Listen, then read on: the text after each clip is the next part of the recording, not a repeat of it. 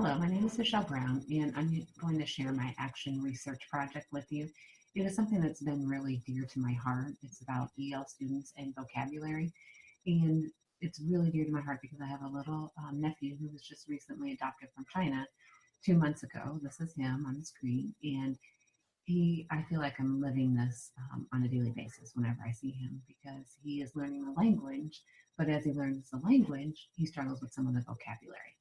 So I chose this because of that, but also because I'm a literacy coach in a first through third building. And I've noticed that with our high percentage of EL students that they struggle with vocabulary knowledge. They're high in decoding, but they struggle with comprehension due to those unknown vocabulary words. The reading levels of our traditional students are on track with proficient scores in fluency and comprehension. But in contrast, the reading levels for our EL students are reciprocal in decoding and fluency, but not in the area of comprehension. So the outline for the presentation is, I'll talk a little bit about my introduction, the statement of my problem, the purpose, literature review, research question, method, data collection and analysis, and my references. So to start us out, I wanted to start with this quote of, "Vocabulary is the glue that holds stories, ideas, and content together, making comprehension accessible for children." And I feel that's so important because if we leave out really building students' knowledge of vocabulary words, then they will struggle with comprehension. And I feel like that has been a huge thing in my building. The introduction that I have is that EL students in low vocabulary, their decoding skills versus comprehension. We've seen that they've spent continuous years in intervention and can decode, but they're still struggling with that comprehension. And the gap widens as they come through first, then second, then third grade.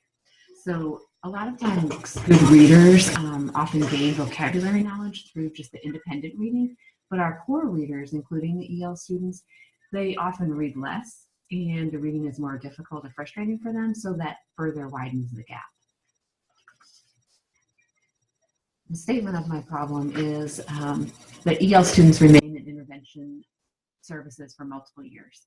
This is due to low vocabulary knowledge affecting their comprehension. So I wanted just to talk about that a little bit on how they remain in that intervention. I feel like we've been kind of spinning our wheels. We became CRE, which is an elementary school, 5 years ago, and we've noticed that some of our kids start in intervention in first grade, but we're still doing the same thing. We're reading some level text, but we haven't put in any of that direct instruction of vocabulary. So what I would like to do with the purpose of this action research was I was seeking to investigate the relationship between the use of the direct explanation method of teaching vocabulary and the increase of student vocabulary knowledge, and that is our EL students. So for my literature review, I went through many articles, and the majority of them were talking about how little or no vocabulary teaching in the primary grades is devoted to vocabulary. And that to me is showing that we focus a lot on decoding, but we're missing out those very rich read alouds. And Weimiller said that what is missing from many children who master phonics but don't comprehend well is vocabulary, the words they need to know in order to understand what they're reading. He calls this the missing link in reading instruction. We also notice that there's a lot of assessments that are done, K2 for ABC knowledge and sight word knowledge. It's very skill-based, but there's not a lot of vocabulary assessments. There's not a lot of that vocabulary building. And then we notice that the achievement gap gets bigger as the kids move on through the grades. What I've noticed in the literature that I looked at is, again, the EL decoding and no comprehension. We know that our students who are gathering that and gaining that knowledge of language on a daily basis start to get that social talk versus that academic talk. So we really need to be sure that we're giving these kids in the classroom opportunities to discuss, opportunities to learn these words multiple times, and making sure that these EL students also gaining academic talk versus just that social talk. I'm going to talk a little bit about the direct explanation method in just a minute. My research question was, how does the direct explanation method of teaching vocabulary increase word knowledge of EL students in the areas of reading and writing? I decided to use the Preparing for the Phases Guided Reading Plus plan to really work on getting my students immersed in good literature. So what I did was I did a unit over grit. That's one of our words at school that we work on, our character words. And I did a unit, a 3-week unit. I chose 3 different mentor texts, and I staggered them based on the complexity of each text. So the first one I started out with was a little bit easier in complexity, so I could build that knowledge of grit. What I did was I took that read aloud, and I would begin with the first read. The first read was just read for enjoyment. If a few of the vocabulary words needed to be known before I read the book, I front-loaded them. We just read it for enjoyment. We discussed it. I had some predetermined spots that I would stop and discuss, but it wasn't vocabulary based. Then after that, the students would do a writing about the reading. The second reading, the second day, I had predetermined words that we read the book again. We talked about those words, and we created a chart with those words. The third read, same thing. We picked out some words to kind of front load and discuss. Then ongoing through all of that, we revisited the vocabulary each day. Here's the example of one of the co-constructed charts for Players and Pigtails. So you'll see that the word, the parts of speech, the definition. We came up with a picture as that kind of cue that would help them know what the word meant, and then the sentence from the book, so we could have it in context. So you'll see that on this one, we did the word plead, sway, frantic, scouts, campaign, and elegant. In my group, I had 3 second grade female students. All of the students were classified as EL and were reading at a basic level. So we have about 20% of our kids that are EL students, and then we have a 65% free and reduced population. So what I did as I was doing this for my data collection, I took a pre-assessment each time of just to fill in the blank. So I took the words that I was going to teach and created some sentences, and the word bank was at the top. So I asked the students I told them the words, and then to fill in the blank of the correct words. That was my pre-assessment. My post-assessment was the same exact thing to see if they could make that transfer.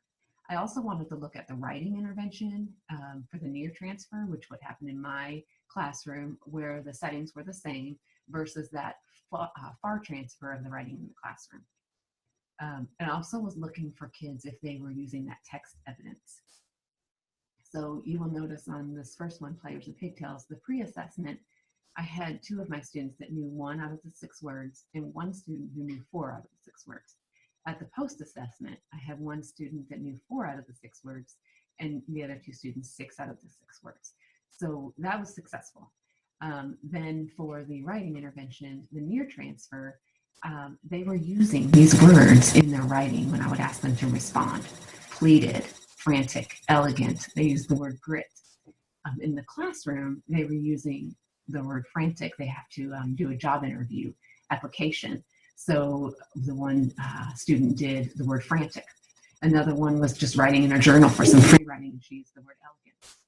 And then I also noticed in their responses that you'll see here, the league manager thought girls needed to be elegant because, and she used that text evidence right there. So I felt that was successful with that near and far transfer. I wanted to use those 3 different types of data so that I could see if this was really helping the students or not.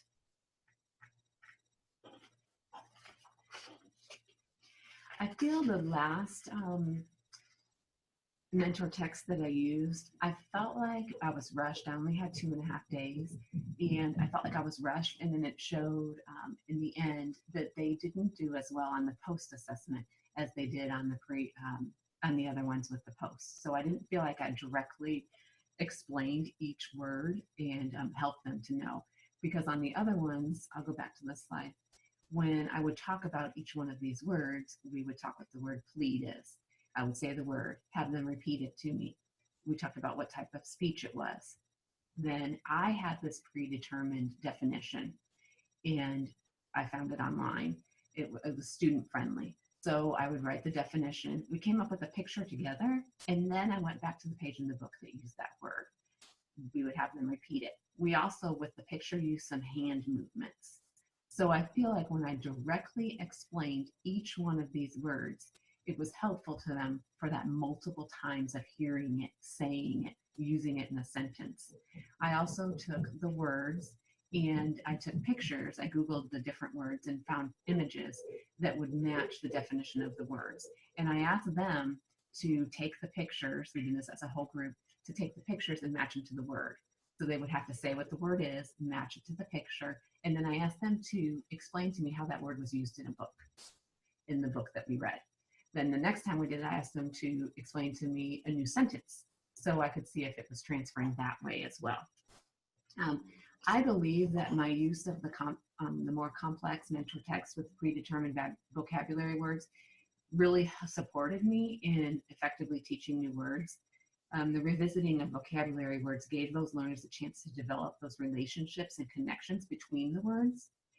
And by charting those words, discussing the parts of speech, using a visual as a clue to the word meaning, and providing that student-friendly definition, I was able to teach the words in depth and teach students how to look at unknown words, because I wanted them to also think about how they could solve these words independently. I really wanted them to be strategic on it. I'm really excited to share this research with other teachers and interventionists. I believe that the research validates the need for the direct explanation method of teaching to be used at Cedar Ridge Elementary. With our high EL population, it will help the needs of building that comprehension and that word knowledge. Next year, our focus for interventionists is to use the preparing for the phases to really build that language and build that background knowledge. So I think this data is really going to help me explain it to the teachers and understand it and to know how this will help. So all in all, I really feel like this has been a great thing to research and to look at, because I've seen that success in the kids. I see the success of them being able to transfer it in their writing as well. And if anybody has any questions, I'd love to answer them.